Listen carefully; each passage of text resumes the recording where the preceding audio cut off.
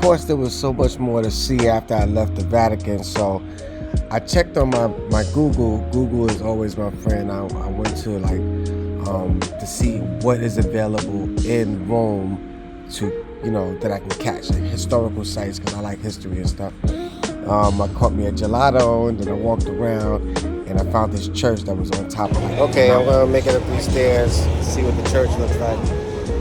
All right, just gotta remember that my bus is 495, no 492.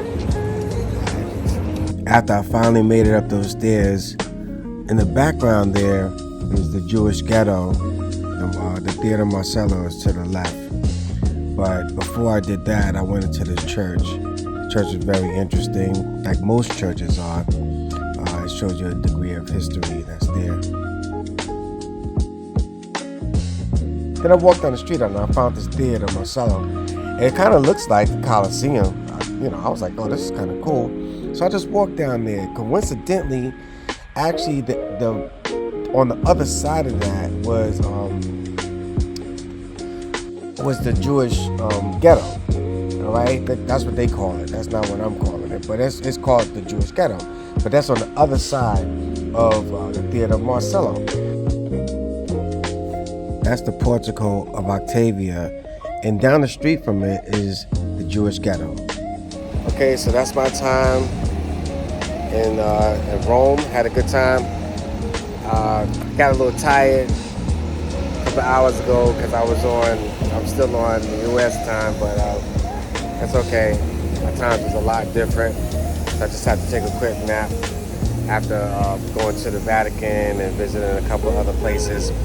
But tonight, early this morning, I'll be out to Athens, Greece, and we're gonna see what that looks like. So this is the journey, man. So just trying to put a blueprint in the sand for my granddaughters and stuff, my daughters, and everybody that comes after us, man. Because that's what it's all about. Let them know that you can travel the world and see other things, man. Things are much bigger than being on your block. You know what I'm saying? It ain't all about that all the time. Sometimes it's just coming out to learn about different cultures and how other people, react and how they live. You know what I'm saying? How they eat, how they drink, how they party. You know what I'm saying? Wish I was about 30 years younger or 20 years younger. I'll take that. But and I could be out partying in the club or something like that. But I'm a little over my time for that. You know what I'm saying? So, but in any case, Rome, Italy, beautiful place, man. I definitely recommend it.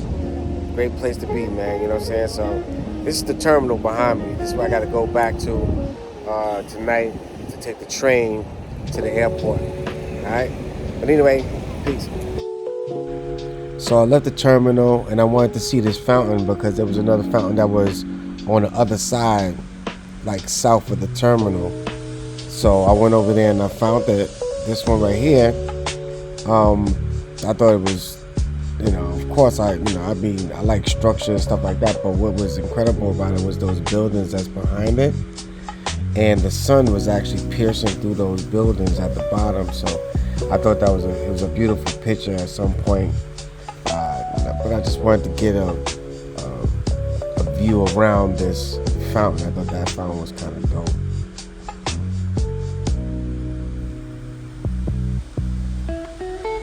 I spent a little bit of time in this area just because it was a transactional area. I think it had like 5 points to it. 1, 2, 3, 4. Probably like 5 or 6 points to it. One of the points actually went up to the hotel or the Airbnb that I was staying at. Another one was going somewhere else. I don't know. They were like all over the place, but I thought it was like a dope intersection. I was like, this is cool. So I just hung out over there.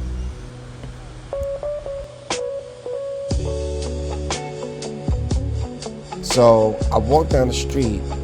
I was looking for something to eat, and I found this block right here, and it ended up being the best curry food that I ate in my life. I thought, Indian food was the way to go, and so the food was delicious. I love food and foodie, and all of this stuff I ate. I demolished this food. It was great. I was hungry anyway. So the Gandhi too, if you go down there. All right, peace.